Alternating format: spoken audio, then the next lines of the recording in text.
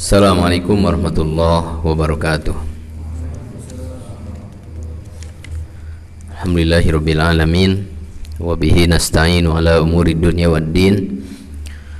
Wassalatu wassalamu ala Muhammadin khatamil anbiya wal mursalin wa ala alihi wa ashabihi ajmain, amma ba'd. Kita lanjutkan murajaah kita dalam kitab Manhajus Salikin, dan kita masih dalam kitabus shalah, masih dalam bab sifat salat. Sekarang nomor berapa? 110 ya. Pada pertemuan yang lalu kita sudah membahas tentang sifatus salat dari takbiratul ihram sampai ke salam ya. Dan kemarin sudah saya sampaikan bahwa sifat salat yang dijelaskan dalam bab ini ada tata cara atau bacaan atau perbuatan yang itu disyariatkan berkaitan dengan salat tetapi sebelum salat. Kemudian yang kedua ada sifat salat di dalam salat. Kemudian yang ketiga ada sifat salat, itu tata cara berkaitan dengan salat kapan? Setelah salat ya. Setelah selesai salat. Ya, diteruskan. Nomor 110.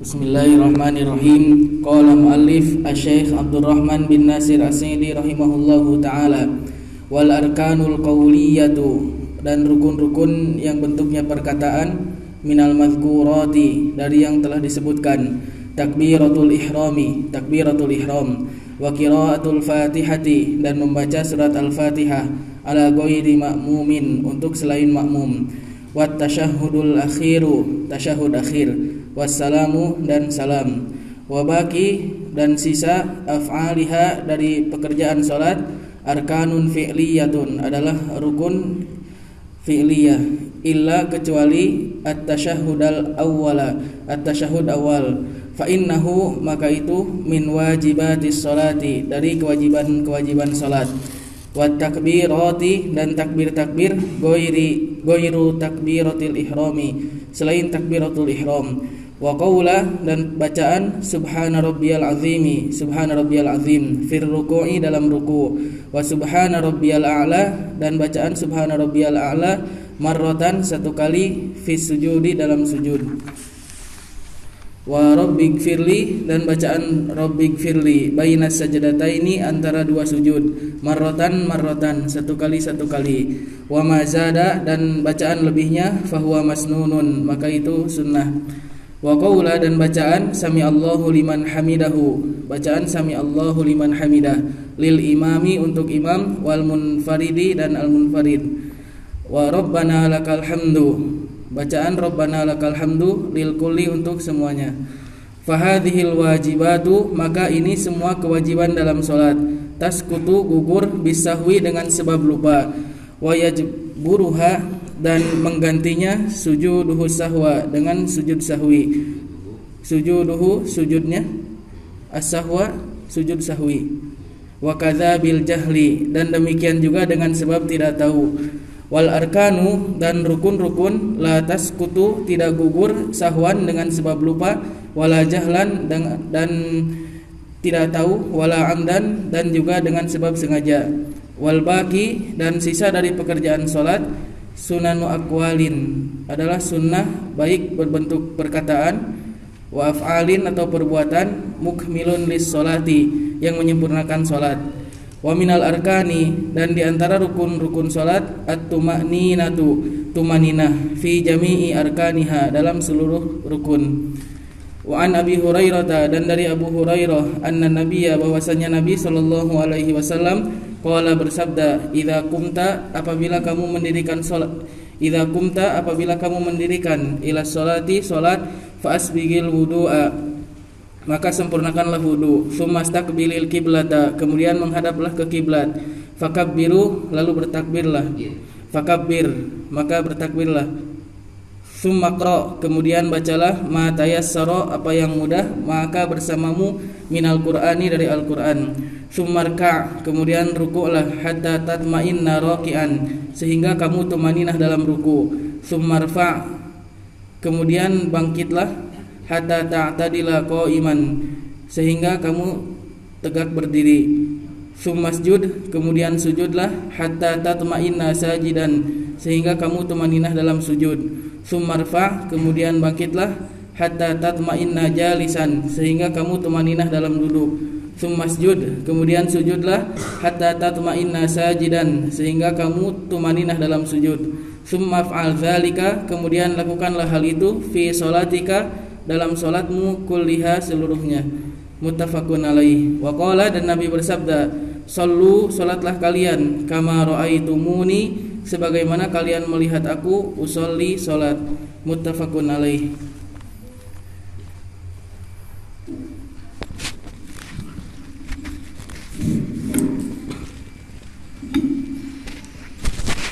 Ya, setelah al-muallif menjelaskan secara terperinci tentang tata cara salat, mulai dari takbiratul ihram sampai kepada apa? Salam.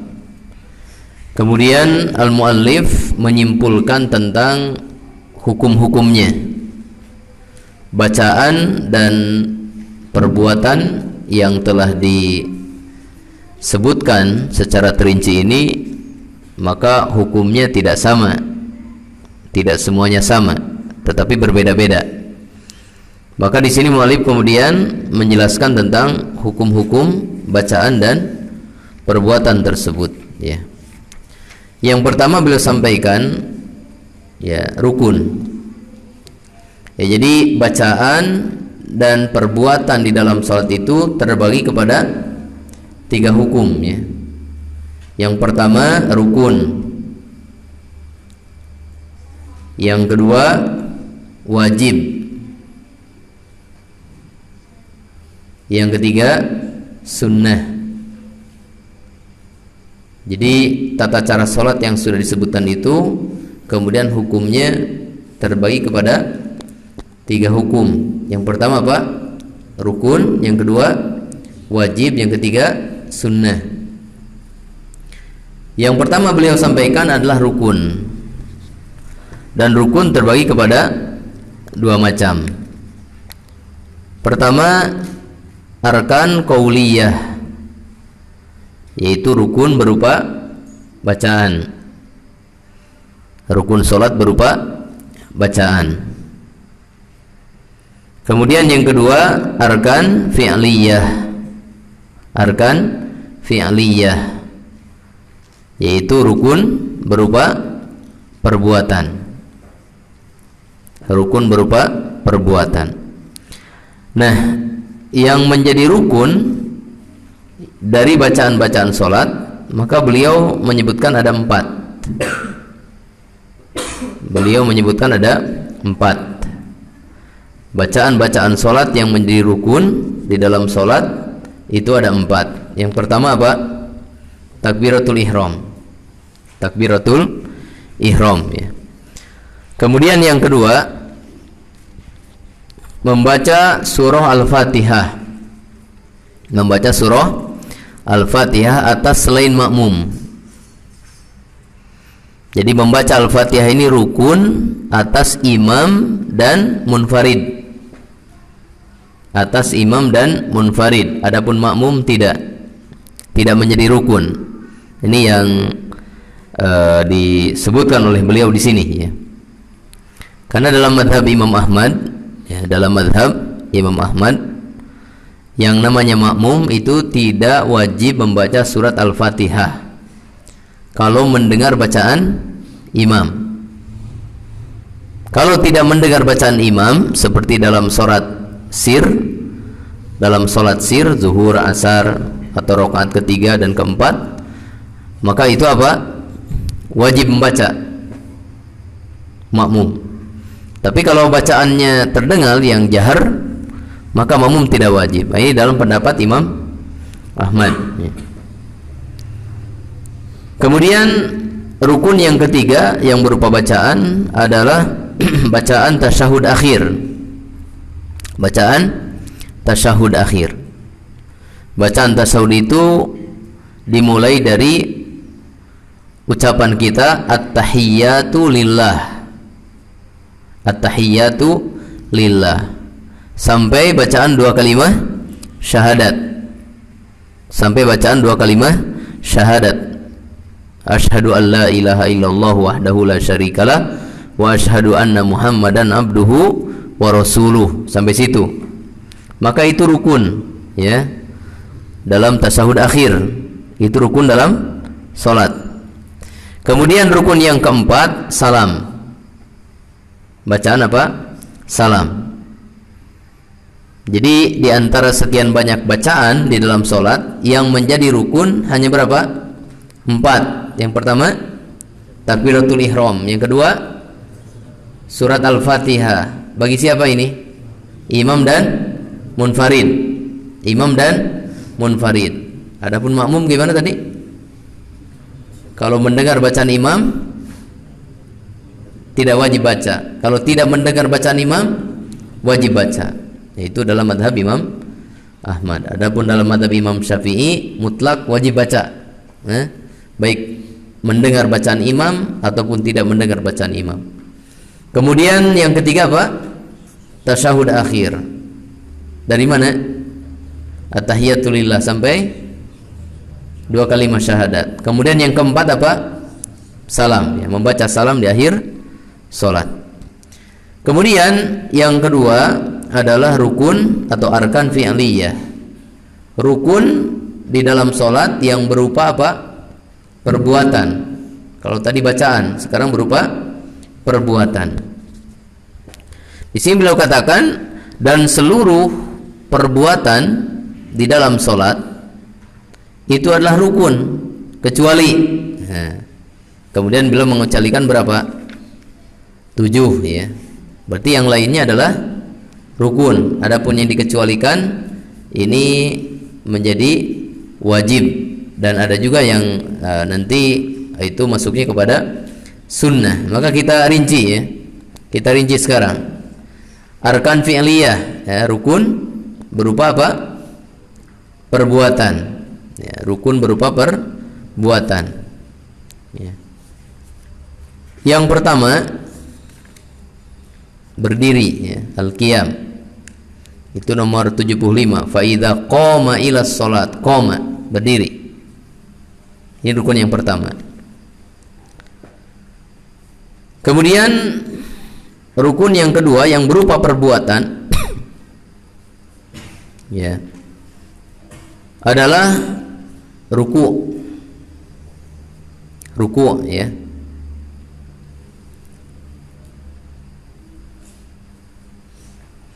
Kemudian rukun yang ketiga adalah berdiri i'tidal setelah ruku. Berdiri i'tidal setelah ruku, yaitu berdiri dengan tegak sempurna setelah ruku. Yang keberapa itu? Ketiga. Kemudian yang keempat sujud. Yang keempat sujud, ya.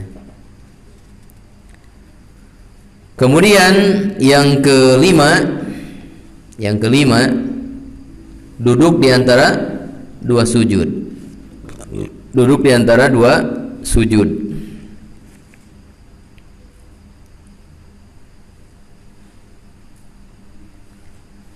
Kemudian yang keenam ya, duduk tasyahud akhir. Duduk tasyahud akhir. Yang keenam duduk tasyahud akhir.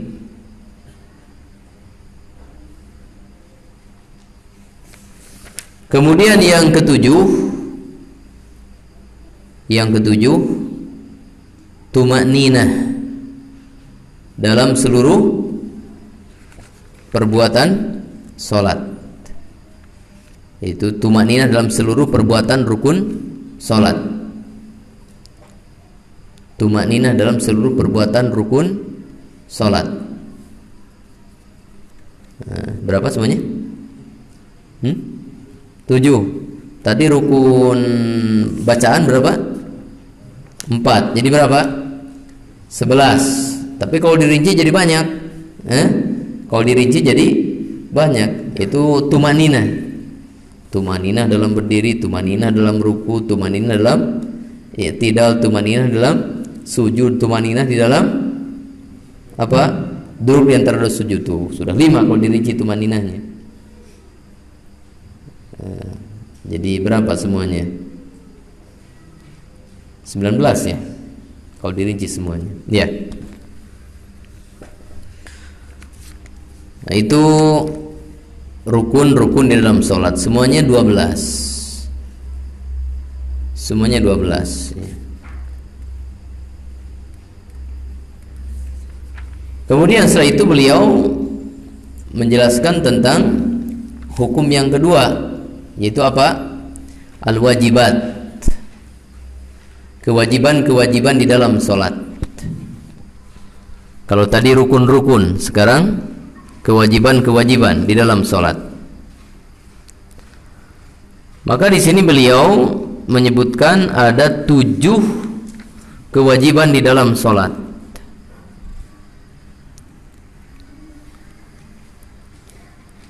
Dan kewajiban dalam sholat itu juga 2 macam. Ada wajibat qauliyah, kewajiban berupa apa? Bacaan. Ada wajibat fi'liyah, kewajiban berupa perbuatan. Jadi kewajiban-kewajiban dalam sholat itu juga terbagi 2 macam seperti rukun. Ada wajibat qauliyah, kewajiban berupa bacaan. Ada wajibat fi'liyah, kewajiban berupa perbuatan. Nah, kewajiban qauliyah berupa bacaan, yang pertama adalah membaca subhana rabbiyal azim 1 kali di dalam ruku.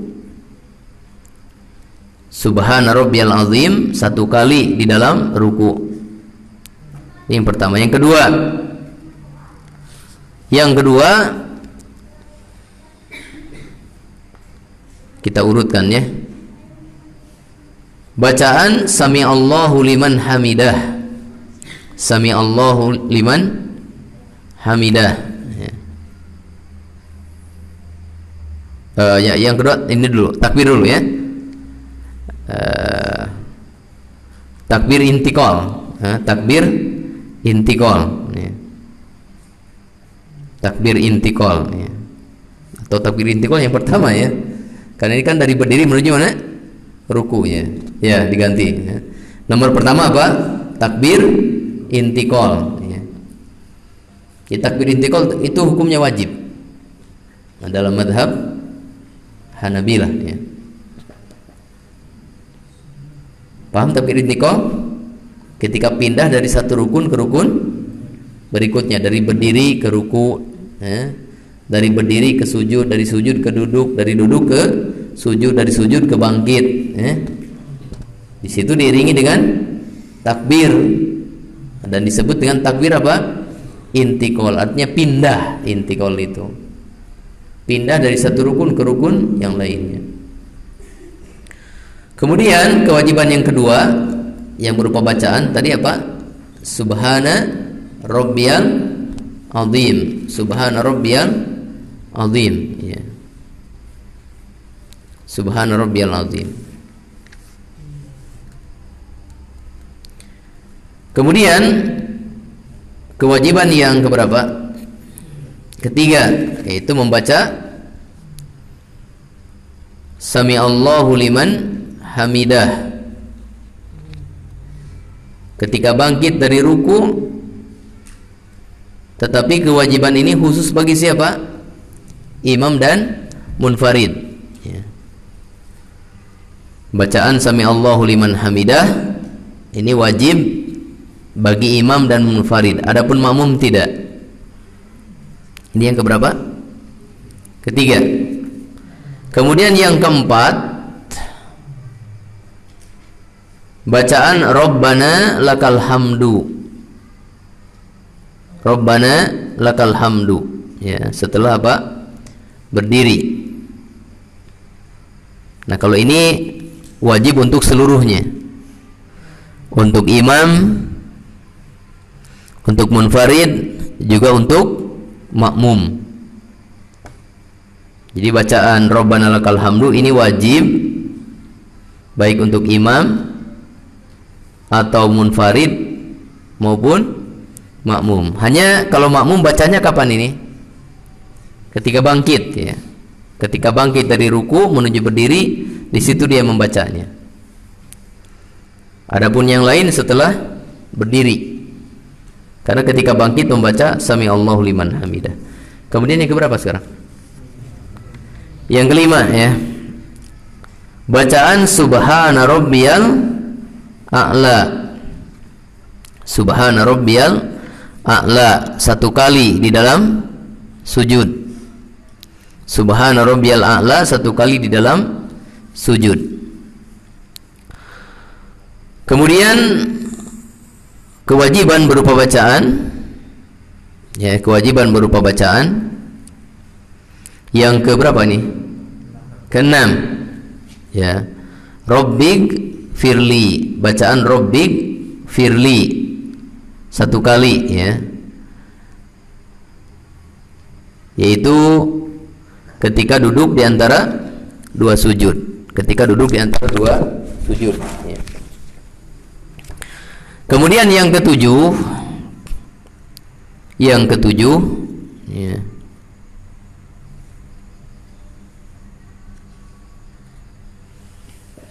yang ketujuh adalah masih kewajiban qauliyah, yang sifatnya bacaan, yaitu bacaan tasyahud awal.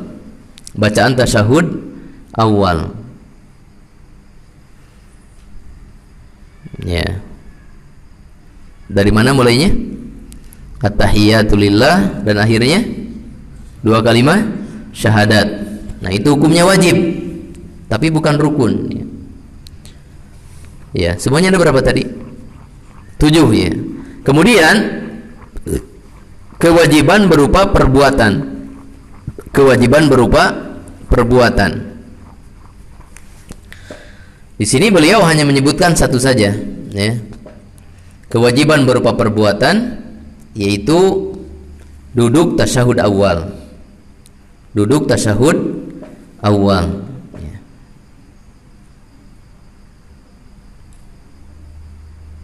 Duduk tasyahud awal. Jadi semuanya berapa kalau digabungkan? 8, ya. Kemudian hukum yang ketiga adalah sunnah. Hukum yang ketiga adalah sunnah. Ini yang beliau sebutkan dalam nomor 114 di tahqiq kitab ini, ya.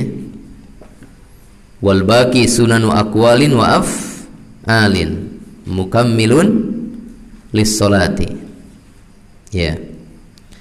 Jadi di luar itu, di luar yang sudah disebutkan tadi, maka hukumnya apa? Sunnah. Hukumnya apa? Sunnah. Dan sunnah tersebut ada yang berupa apa? Bacaan qauliyah, ada juga yang berupa perbuatan apa? Fi'liyah. Fi'liyah. Jadi kalau kita simpulkan, ya, apa yang disyariatkan di dalam sholat itu hukumnya terbagi kepada berapa? 3, apa? Rukun, wajib, sunnah. Kemudian secara jenisnya atau macamnya ada berapa? 2. Ada yang berbentuk qauliyah bacaan, ada yang berbentuk fi'liyah perbuatan. Sekarang sunnah berupa qauliyah. Contohnya apa yang sudah disebutkan di sini? Berupa qauliyah, ya. Sunnah qauliyah. Tadi yang enggak disebutkan, enggak masuk ke rukun, enggak masuk ke mana? Ke wajib. Berarti mana? Doa iftitah, Terus ta'awud. Ta'awud. Terus bismillah ya, kalau dipisahkan dari Al-Fatihah ya. Kalau dipisahkan dari Al-Fatihah. Tapi kalau dimasukkan ke Al-Fatihah ya dia hukumnya kena hukum surat Al-Fatihah. Kemudian apa? Baca surat. Baca surat atau ayat setelah Al-Fatihah. Kemudian apa? Bacaan lebih dari 1 kali dalam ruku, sujud, dan duduk di antara 2 sujud. Subhanarabbiyal azim, yang kedua, ketiga, dan seterusnya. Subhanarabbiyal a'la, kedua, ketiga, dan seterusnya. Rabbighfirli, dan seterusnya. Kemudian bacaan-bacaan lain ya di dalam ruku, sujud, kemudian apa? Duduk, juga dalam berdiri i'tidal. Ya. Kemudian contoh dari sunnah fi'liyah. Sunnah fi'liyah. Mengangkat tangan ketika apa? Takbir. Baik takbiratul ihram. 4 tempat boleh sebutkan ya. Mengangkat tangan kapan? Ketika takbiratul ihram, ketika mau ruku, ketika bangkit dari ruku, kemudian ketika apa? Bangkit dari tasyahud awal ke rakaat ketiga. Berapa tempat mengangkat tangan itu? 4 tempat. Kemudian sunnah fi'liyah yang lain apa? Bersedekap, yaitu meletakkan tangan kanan di atas tangan kiri ketika berdiri. Ketika berdiri, baik diletakkan di atas dada maupun di atas pusar atau di bawah pusar,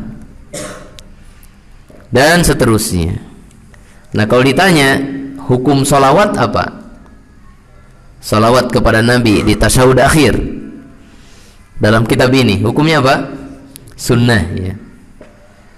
Karena beliau mengatakan selain yang disebutkan dalam rukun dan wajib, maka itu adalah merupakan sunnah, baik bacaan maupun perbuatan. Dan ketika menyebutkan rukun dan wajib, beliau tidak menyebutkan sholawat. Maka ini difahami sholawat hukumnya apa? Sunnah. Nah, kemudian beliau membedakan atau menjelaskan perbedaan antara rukun dan wajib ya.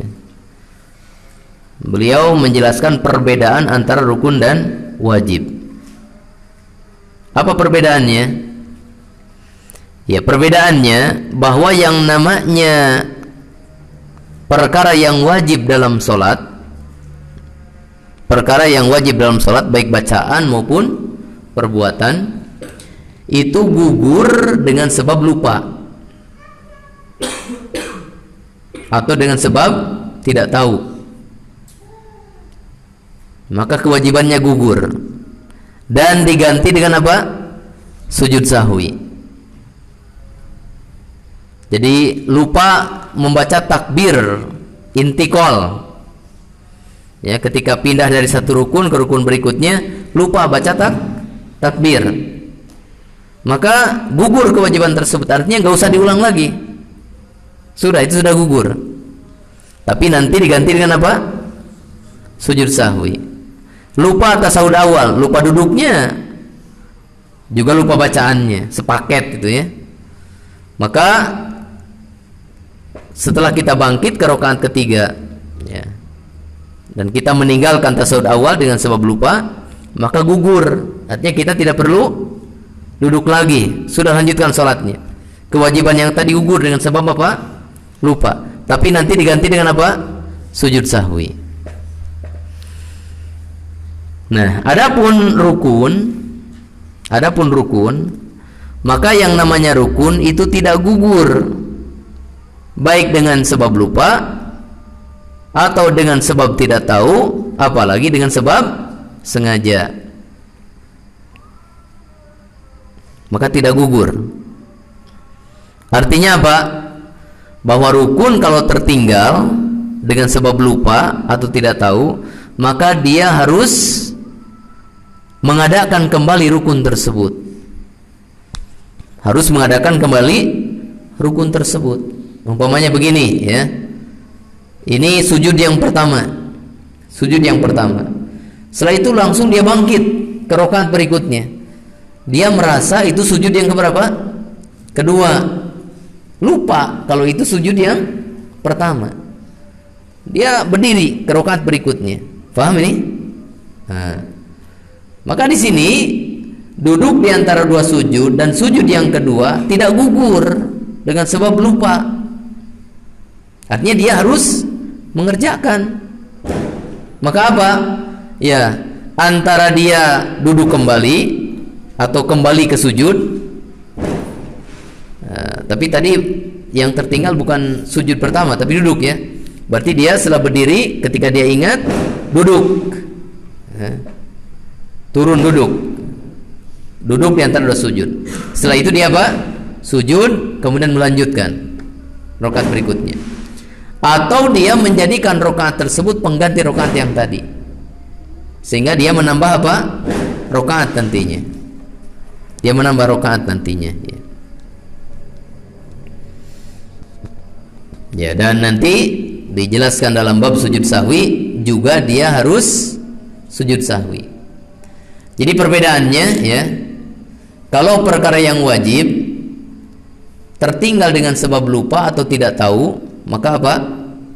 Gugur, tidak perlu diulang kembali, tapi dia harus sujud sahwi.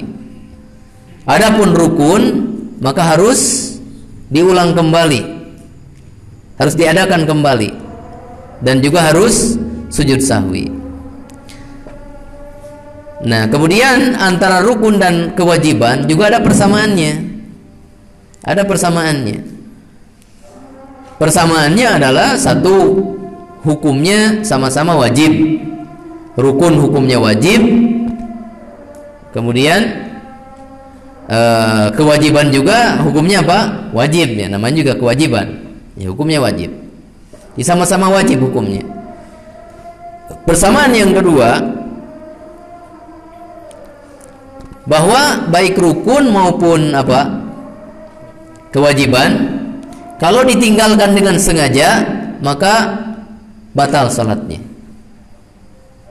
Ya, perkara rukun dan perkara wajib kalau ditinggalkan dengan sengaja maka ini membatalkan salat. Ini mah sengaja enggak tasawuf awal, batal salatnya, enggak sah salatnya. Sengaja enggak takbir intikal, maka tidak sah salatnya. Sengaja enggak sujud, maka tidak sah salatnya. Iya.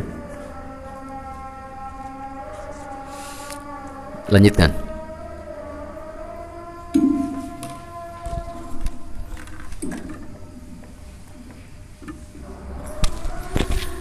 Fa'idha faragha, dan apabila selesai min solatihi, dari solatnya, istaghfara thalathan, beristighfar 3 kali, wa qala, dan membaca Allahumma antas salam wa minkas salam tabarakta ya dzal jalali wal ikram, la ilaha illallah wahdahu la syarikalah, lahul mulku wa lahul hamdu wa huwa ala kulli syai'in qadir, la ilaha illallah wa la na'budu illa iyyahu, lahun ni'matu wa lahul fadlu wa lahus sana'ul hasan, la ilaha illallah mukhlishina lahuddin walau karihal kafirun, subhanallahi walhamdulillahi.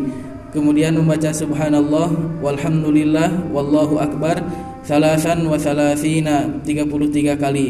Wa yaqulu, dan membaca la ilaha illallah wahdahu la syarikalah, lahul mulku wa lahul hamdu wa huwa ala kulli syai'in qadir, tamamal mi'ati, penyempurna 100.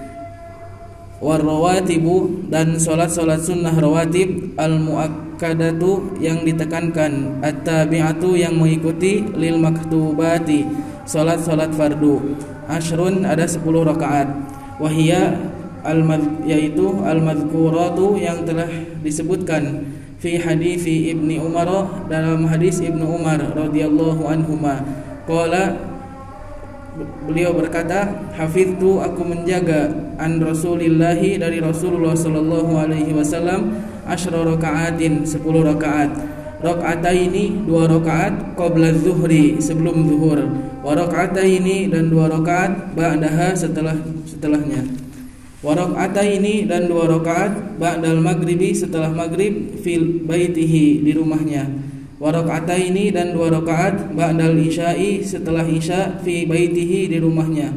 Wa rakaataini, dan 2 rakaat qabla al-fajri, sebelum subuh, dan 2 rakaat sebelum subuh. Muttafaqun alaih.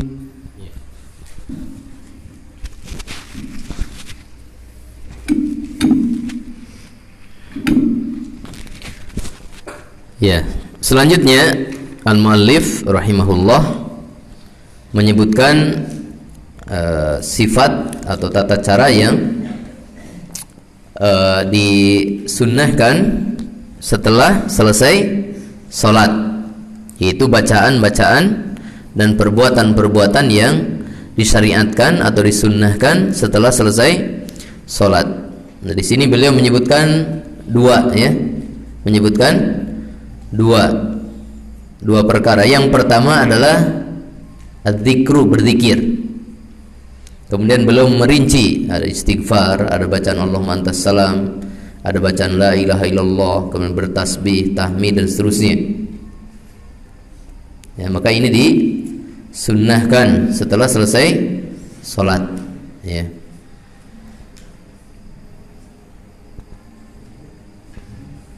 Nah, berkenaan dengan tasbih, tahmid, dan takbir, ada berapa cara kita membacanya? Bacaan tasbih, tahmid, dan takbir, ada berapa cara? Gugun?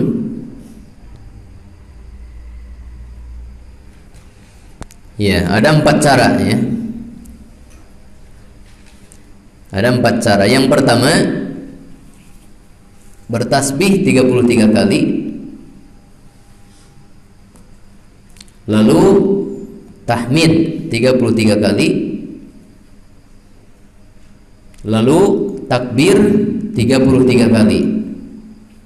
Jadi masing-masing dibaca 33 kali.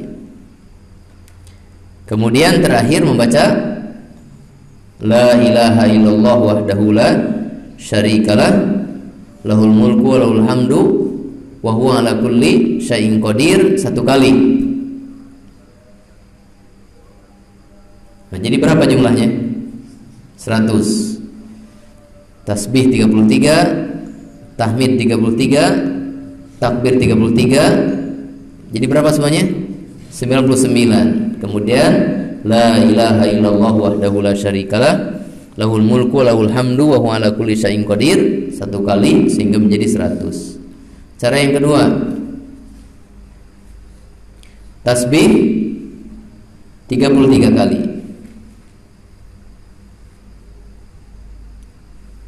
lalu tahmid 33 kali,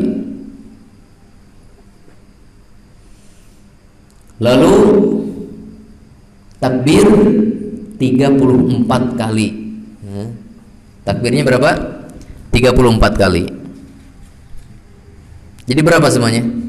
100. Cara yang ketiga, ini yang paling singkat. Tasbih 10 kali, tahmid, lalu tahmid 10 kali, lalu takbir 10 kali. Jadi semuanya dilakukan 10 kali. Subhanallah 10 kali, alhamdulillah 10 kali, Allahu Akbar 10 kali. Jadi kalau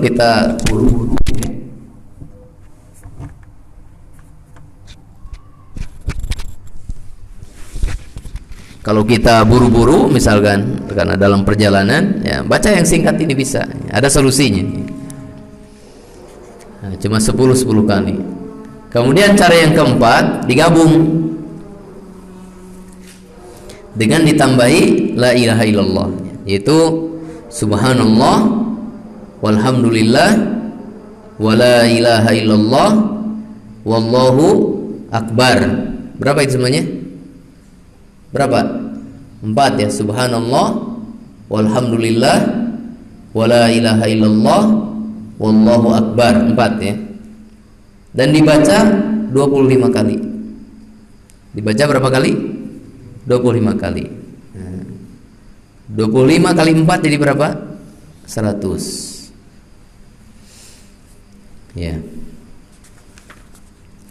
Kemudian sunnah yang kedua yang disebutkan oleh muallif setelah selesai salat fardu, yaitu mendirikan salat sunnah rawatib. Mendirikan salat sunnah rawatib.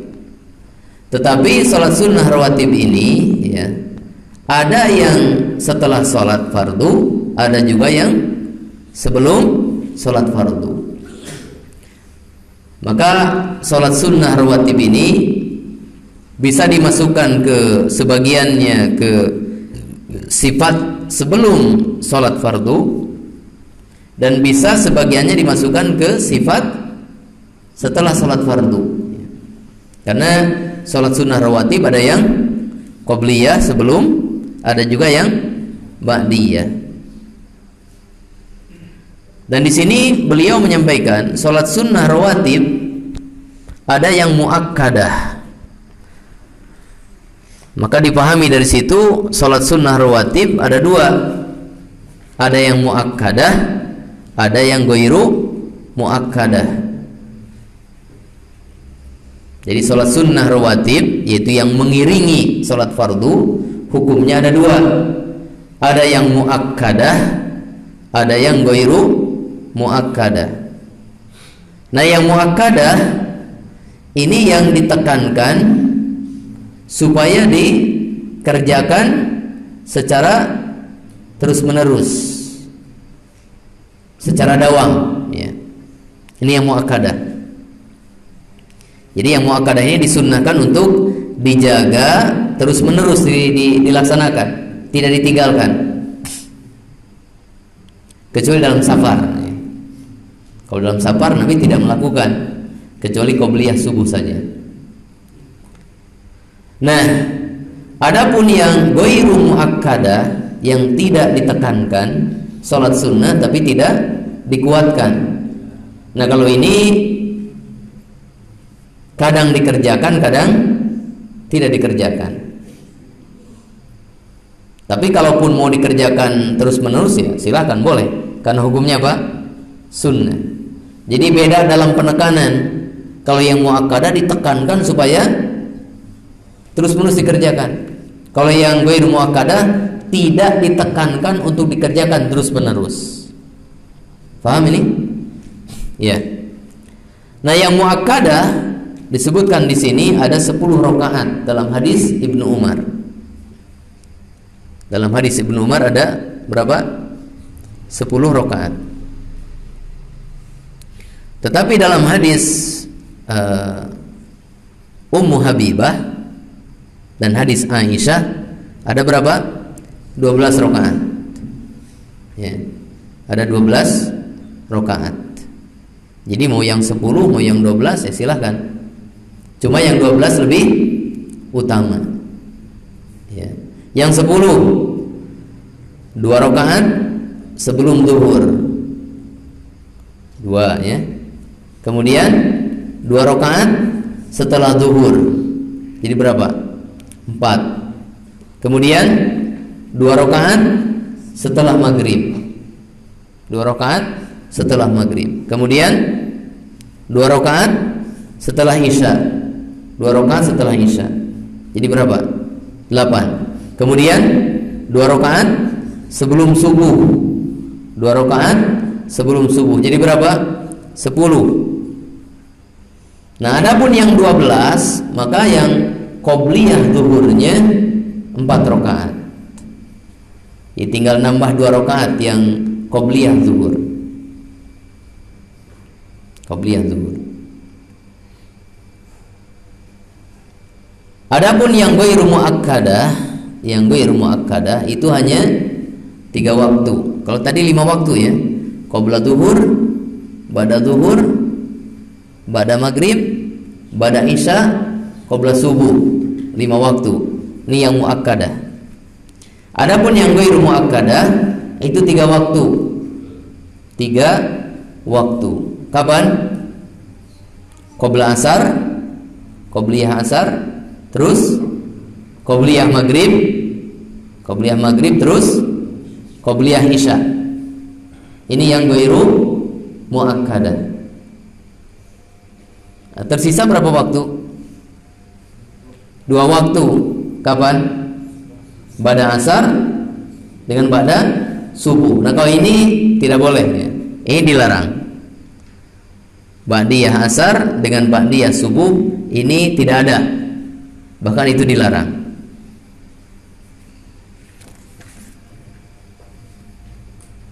Ya, kalau dengan Jumat, dengan salat Jumat, ya maka setelah salat Jumat minimal 2 rakaat. Minimal 2 rakaat. Maksimal 6 rakaat yang datang dari Nabi SAW. Yaitu kalau 2 rakaat ya sudah.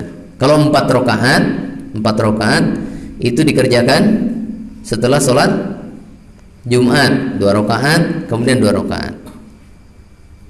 Ya. Kalau 6 rakaat, maka 4 rakaatnya di masjid, 2 rakaatnya di rumah. Ya. Jadi setelah selesai sholat Jumat, kemudian apa? Sholat sunnah 2 rakaat di masjid, kemudian sholat sunnah 2 rakaat, tambah lagi 2 rakaat, jadi 4 di masjid ya. Kemudian nanti di rumah sholat sunnah 2 rakaat. Jadi berapa? 6. Iya, lanjutkan bab sujud sahwi.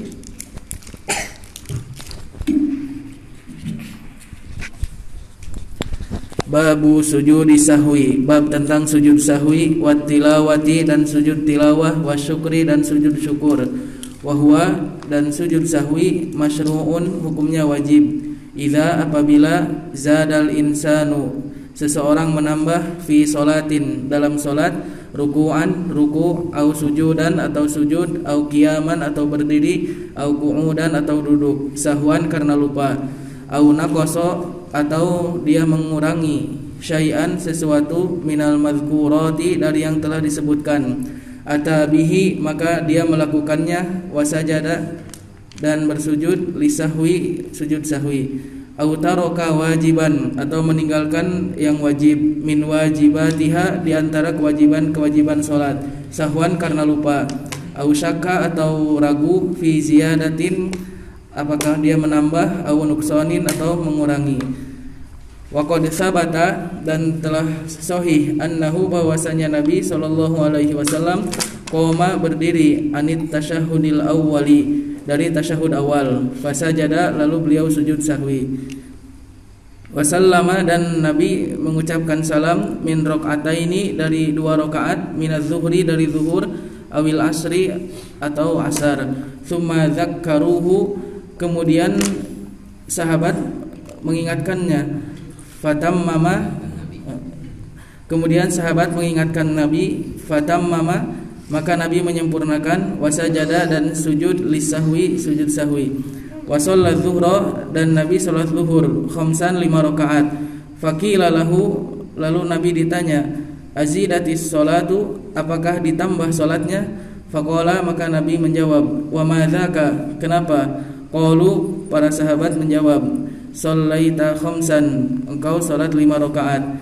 fasajada sajadataini lalu sujud 2 kali sujud sahwi, ba'da masallama setelah salam, muttafaqun alaih. Wa qala dan Nabi bersabda, idza syakka ahadukum apabila ragu salah seorang di antara kalian, fi salatihi dalam salatnya, falam yadri dan dia tidak tahu, kam shalla berapa rakaat dia sudah salat, asalasan apakah 3 rakaat, am arba'an atau 4 rakaat, falyatrahish syakka maka hilangkan keraguan, wal yabni ala mastaiqona dan hendaklah membangun keyakinan, tsumma yasjudu kemudian sujud, sajadataini 2 kali sujud, qabla an yusallima sebelum salam, fa in kana shalla khamsan apabila ternyata salatnya 5 rakaat, syafa'na lahu salatahu, maka sujud sahwi tersebut menggenapkan salatnya. Wa in kana shalat tamaman, dan apabila salatnya sempurna, kanata, maka 2 sujud sahwi tersebut targiman lisyaitani, adalah untuk merugikan syaitan. Rawahu Ahmad wa Muslimun. Walahu, dan boleh baginya an yasjuda, untuk sujud qabla salami, sebelum salam, au ba'dahu, atau setelah salam. Wa yusannu, dan disunahkan sujud tilawati, sujud tilawah, lil qari'i, bagi qari, wal mustami'i, dan al mustami fi sholati, wal mustami'i, dan yang mendengar, fi sholati, dalam salat, wa kharijiha, dan di luar salat. Wa kadzalika idza tajaddadat lahu ni'matun, dan demikian juga apabila mendapatkan nikmat baru, au indafa'at anhu nikmatun, atau tertolak darinya nikmat atau bahaya, sajada lillahi, maka bersujud kepada Allah syukran, sebagai bentuk kesyukuran. Wa hukmu sujudi syukri, dan hukum sujud syukur kasujudi tilawati, seperti sujud tilawah.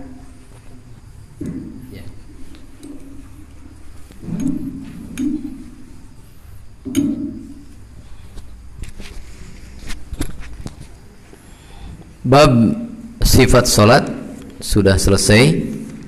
Sekarang masuk bab yang baru tentang sujud sahwi dan sujud tilawah, juga sujud syukur.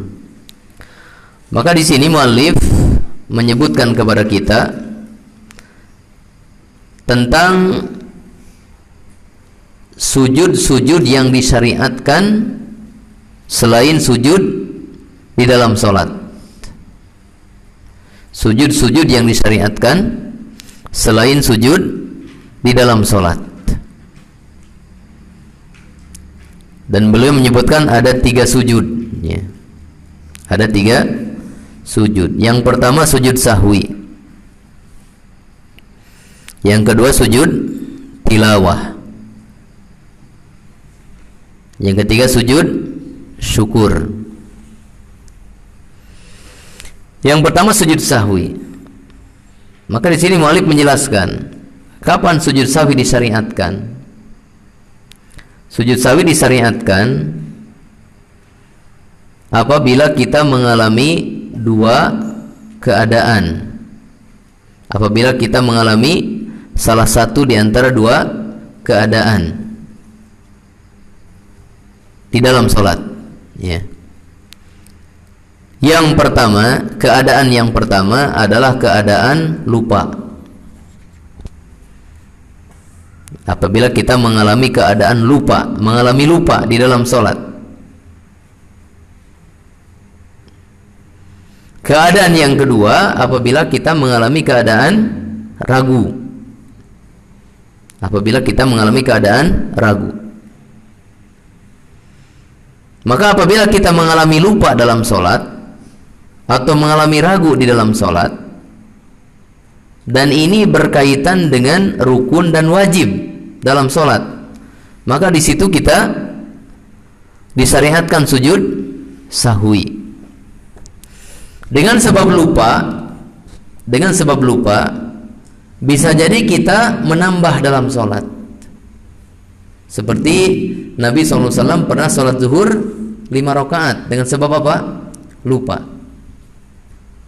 Dengan sebab lupa bisa jadi dia mengurangi salatnya. Dia mengurangi salatnya. Seperti Nabi SAW dengan sebab lupa, beliau salat zuhur atau asar, pernah salat zuhur atau asar hanya 2 rakaat, jadi kurang.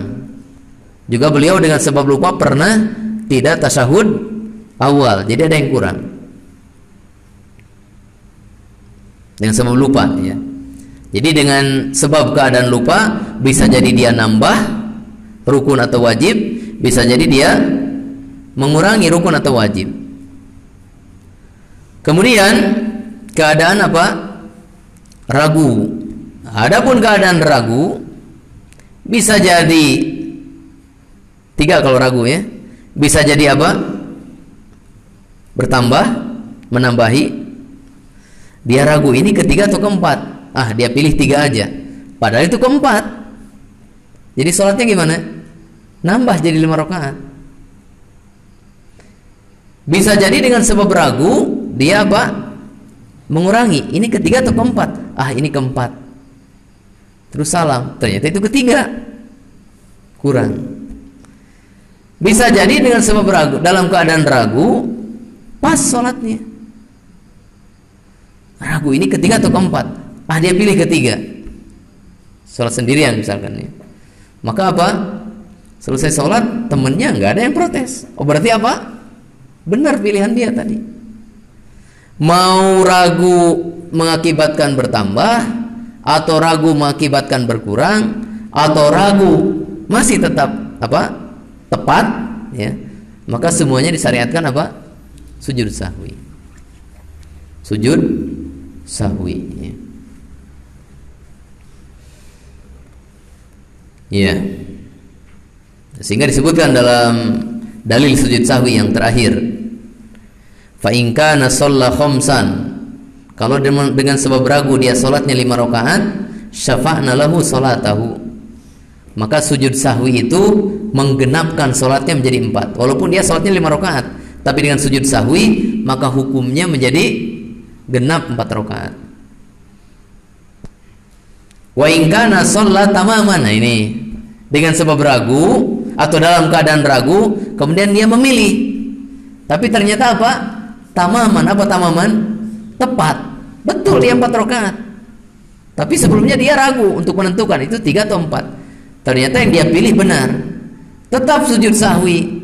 Maka sujud sahwi ini fungsinya untuk targiman lisyaiton. Dalam keadaan ini targiman lisyaiton, untuk mendatangkan penghinaan atau kerugian bagi siapa? Syaitan. Ya. Kemudian mu'alif menjelaskan dalam sujud sahwi ini bahwa yang disyariatkan sujud sahwi itu ketika meninggalkan perkara rukun dan wajib. Zadal insan fi sholatin ruku'an, sujudan, qiyaman, qu'udan. Itu itu? Rukun. Aw naqasa syai'an, atau mengurangi dari rukun. Kemudian nomor 3, aw taraka wajiban, atau meninggalkan yang wajib. Jadi sujud sahwi ini dalam perkataan muallif ini disyariatkan ketika meninggalkan perkara rukun atau meninggalkan perkara wajib. Adapun meninggalkan perkara sunnah maka tidak. Tapi dalam madhab yang lain, ya pendapat para ulama, sebagian ulama yang lain, ya yang perkara sunnah pun sujud sahwi. Tapi jumhur ulama berpendapat, ya perkara sunnah kalau ditinggalkan dalam keadaan lupa maka tidak sujud sahwi. Karena contoh-contoh yang ada dari Nabi SAW itu berkaitan dengan yang rukun atau yang wajib. Ya. Kemudian masalah yang terakhir tentang sujud sahwi, tentang kapan melaksanakan sujud sahwi. Maka beliau mengatakan nomor 119, boleh baginya untuk sujud sahwi sebelum salam atau setelah salam. Jadi mau sujud sahwi sebelum salam atau setelah salam sah, boleh. Dan ini disepakati para ulama. Para ulama sepakat sujud sahwi boleh dan sah sebelum salam atau setelah salam. Kenapa? Karena Nabi SAW pernah sujud sahwi sebelum salam, pernah juga sujud sahwi setelah salam. Maka itu menunjukkan boleh kedua-duanya. Ya.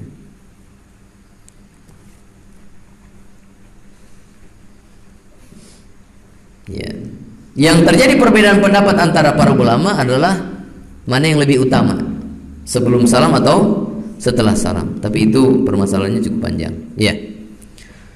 Kemudian sujud yang kedua yang disyariatkan adalah sujud tilawah. Sujud tilawah. Nah, sujud tilawah ini sujud yang disyariatkan berkaitan dengan membaca atau mendengar bacaan ayat sajdah. Sujud tilawah ini sujud yang disyariatkan ketika membaca atau mendengar ayat sajdah. Dan beliau mengatakan sujud tilawah ini dilakukan baik dalam sholat maupun di luar sholat. Hanya saja di sini ya, yang namanya sujud tilawah bagi yang mendengar itu disyariatkan ya, kalau yang membacanya melakukan sujud. Kalau yang membacanya tidak melakukan sujud, maka yang mendengar pun apa? Tidak melakukan sujud. Pernah seorang sahabat membaca ayat sajdah di depan Nabi SAW, dia tidak sujud dan Nabi pun tidak sujud. Ya. Jadi kalau misalkan kita mendengar murattal ya, kemudian ada ayat sajdah. Ya, maka ya pendapat sebagian ulama kita tidak perlu apa? Sujud tilawah. Kenapa? Ya karena kita tidak tahu yang membacanya itu sujud atau tidak ya. Kalau Syekh Shalih Fauzan menyebutkan ya, kasetnya nggak sujud, maka kita pun apa? Nggak sujud ya. Rekamannya nggak sujud, maka kita pun nggak sujud. Jadi sujud tilawah bagi yang mendengar itu apabila yang membacanya apa? Sujud. Kalau tidak, yang membaca tidak sujud, maka yang mendengar pun tidak sujud. Kemudian yang ketiga sujud syukur. Nah, sujud syukur ini disyariatkan. Sujud syukur ini disyariatkan dalam dua keadaan. Yang pertama, mendapat nikmat baru. Mendapat nikmat baru. Yang kedua, tertolak dari suatu bahaya. Tertolak dari suatu bahaya. Kendaraannya tabrakan, jeger. Penumpang lain ada yang meninggal, ada yang luka-luka berat. Nah ini kita selamat, meninggal enggak, luka-luka berat juga enggak. Paham ini? Artinya kita apa? Tertolak, terhindar dari bahaya tersebut. Nah, sujud syukur. Nah, di sini kemudian mu'allif mengakhiri dengan bahwa hukum sujud syukur seperti sujud tilawah. Nah, ini kita jelaskan ya. Tentang tiga sujud ini. Perbedaan antara tiga sujud ini. Perbedaannya ya. Ya. Perbedaan yang pertama, sujud sahwi 2 kali. Sujud sahwi 2 kali. Dan ada duduk di antara 2 sujud sahwi. Sudah? Adapun sujud tilawah dan sujud syukur hanya 1 kali. Sujud tilawah dan sujud syukur hanya 1 kali.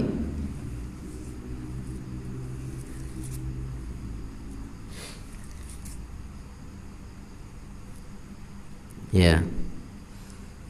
Ini perbedaan pertama. Perbedaan yang kedua,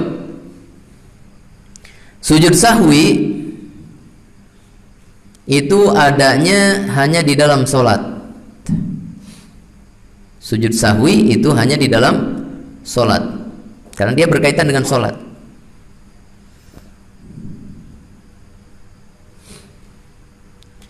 Terus sujud tilawah itu dia ada dalam sholat, juga ada di luar sholat. Karena penyebabnya bukan sholat, tapi penyebabnya apa? Bacaan Al-Quran atau mendengarkannya, yaitu ayat sajdah. Jadi sujud tilawah ada di dalam sholat, ada juga di luar sholat. Kemudian sujud syukur itu hanya ada di luar sholat. Jadi tidak sujud syukur di dalam sholat.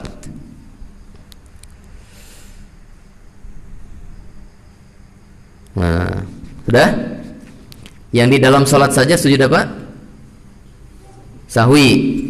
Yang di luar sholat saja sujud apa?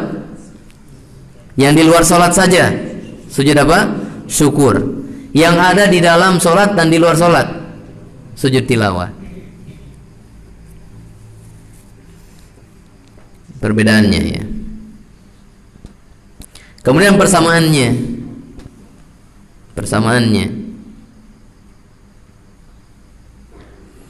dari sisi bacaan,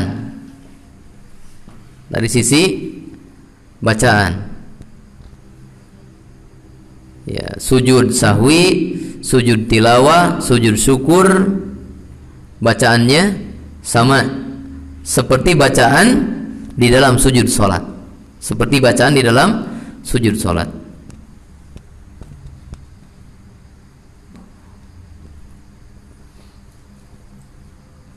sama bacaannya.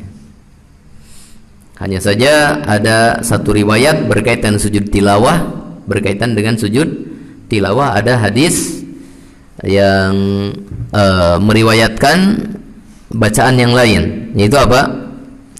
Sajada wajhiya lilladzi khalaqahu wa sawwarahu wa syaqqa sam'ahu wa basarahu bihaulihi wa quwwatihi, ya. Tetapi hadis ini diperselisihkan. Cuma kalaupun mau membaca ya silahkan, karena ada yang mensahihkan, ada yang menghasankan hadis ini. Ya.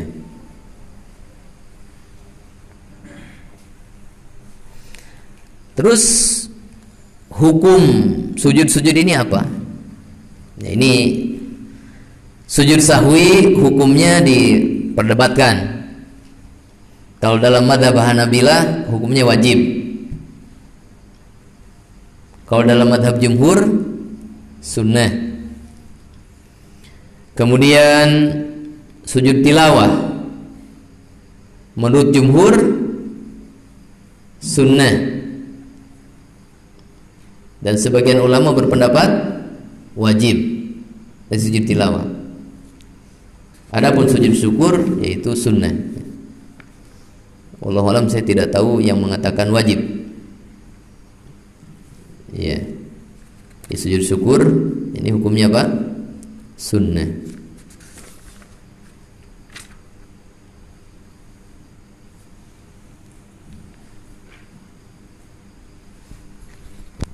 Ya, sampai sini dulu.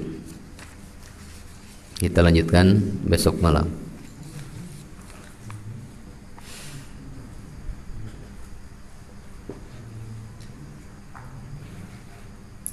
Ya, dan untuk hari Senin, ya, untuk hari Senin ini kita sudah masuk tahun ajaran baru, ya. Kalau SD itu ada libur 2 pekan ya sampai Idul Adha, ya. Nah, kalau untuk santri, ya, karena kita ini dalam keadaan PPKM, ya, maka santri tidak diliburkan, tetapi kita akan mengadakan ya, kegiatan ilmiah, ya. Insyaallah kita mulai Senin besok akan melakukan murojaah di pagi hari, ya. Ya, sampai sebelum zuhur. Kitab yang lain, adapun untuk kitab fikih ini kita murojaahnya setiap pada maghrib, ya, karena mungkin sebagian ikhwah di luar ada yang mengikuti, ya. Kalau sebagiannya di waktu pagi mungkin mereka nggak bisa biar bersambung, ya. Maka yang pagi, nah ini kita murojaah kitab yang lain, ya. Pokoknya apa yang sudah kita pelajari dan sudah selesai, maka itu bukan berarti kita sudah merdeka mempelajarinya. Masih ada tugas, dan itu tugas yang berat biasanya, apa? Murojaah. Ya, sama dengan antum menghafal Al-Quran. Semangat kalau hafalan baru, ya. Hafalan baru apa? Semangat. Kalau hafalan lama, namanya apa hafalan lama ini? Murojaah itu paling sulit, ya. Makanya kadang ada orang yang merasa murojaah lebih berat daripada yang baru. Sebenarnya bukan berat di menghafalnya, cuma motivasi keinginannya apa? Berkurang. Pengennya apa? Nambah terus ya. Pengennya nambah terus, padahal kekuatan ilmu itu bukan dalam nambahnya, tapi dalam apa? Murojaah. Ya. Ada 4 cara supaya kita kuat dalam ilmu. Yang pertama murojaah seperti ini. Ya, ada seorang syekh yang menceritakan, Syekh bin Baz itu beliau ya ke murid-murid, padahal murid-muridnya sudah doktor, para masyayikh juga. Itu suka mengadakan murojaah, baca cepat gitu ya. Kadang beliau tidak mengomentari, tapi baca aja. Dan sebagian ada yang mengatakan ini faidahnya apa? Nah, ternyata setelah Syekh meninggal terasa oleh mereka ya. Ternyata dengan dibaca, sekedar membaca saja kitab yang sudah dipelajari itu menguatkan kembali ingatan yang apa? Sudah pernah kita ingat dulu ketika mempelajarinya. Kalau tidak dimurojaah lagi lupa. Afatul ilmi an-nisyan. Ya, bencana ilmu itu lupa. Ya, yang kedua itu mubahasah. Mubahasah. Itu kita membahas dengan teman. Nah, bawa kitab ini. Yuk kita membahas kitabus salat atau kitabut thaharah dari Manhajus Salikin. Ngobrol ya. Nah, menurut antum gimana ini? Sambil baca-baca begini. Nah, itu menguatkan. Mungkin ada satu hal yang kita salah memahami, teman kita benar memahaminya, maka di situ ada apa? Ada pembaharuan ke kita. Di samping itu mengingatkan kembali apa yang sudah pernah kita ingat dulu. Ya. Yang ketiga, al-kitabah, menulis. Apa yang sudah kita pelajari, apa yang sudah kita hafalkan, lalu kita kuatkan dengan menulis. Nah, jadi menulis itu bukan sekedar pengen bikin kitab, enggak. Itu juga sebagai satu cara untuk menguatkan apa? Ilmu kita. Makanya para ulama dikenal dengan apa? Mu'allafatnya diantaranya. Ulama fulan kitabnya apa? Ulama fulan kitabnya apa? Ya. Kemudian yang keempat, taklim, mengajar. Dengan cara apa? Mengajar. Mengajar itu cara yang sangat efektif dan sangat bagus untuk menguatkan ilmu kita. Ya.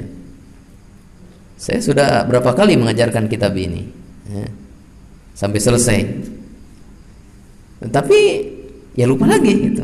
Nah, dengan seperti murojaah begini sambil mengajarkan apa? Ingat lagi, ya. Mungkin kalau sudah puluhan tahun jadi hafal semua mungkin ya. Kalau Allah memberikan rizki, ya, hafalan dan daya ingat yang kuat, bisa jadi hafal ya. Dengan sering mengajarkan bisa jadi apa? Hafal. Makanya yang ditugaskan mengajar tahfidz harus bersyukur mengajarkan tahfidz itu. Kenapa? Dengan mengajar tahfidz sering dengar, sering mentalkin. Secara tidak sadar dia juga apa? Menghafal. Kalau sudah hafal, ya berarti dia murojaah, menguatkan hafalnya. Kalau belum hafal, maka dia apa? Menghafal bersama. Menghafal bersama. Ini yang saya dengar dari Syekh Abdul Salam bin Muhammad Asy-Syuair hafizahullah. Beliau mengatakan ada 4 cara untuk menguatkan ilmu. Ya. Murojaah, kemudian kita apa tadi? Membicarakan ilmu tersebut dengan orang lain, kemudian apa? Menulis, kemudian mengajarkan. Ya. Kita lanjutkan besok malam insyaallah. Dimulai dari bab apa? Mufsidatis salat, perkara-perkara yang akan membatalkan salat. Ya. Subhanakallahumma bihamdika asyhadu an la ilaha illa anta astaghfiruka wa atubu ilaik. Wa sallallahu wasallama ala nabiyyina Muhammadin wa ala alihi wa ashabihi ajmain. Wa akhiru da'wana anil hamdulillahi rabbil alamin. Assalamualaikum warahmatullahi wabarakatuh.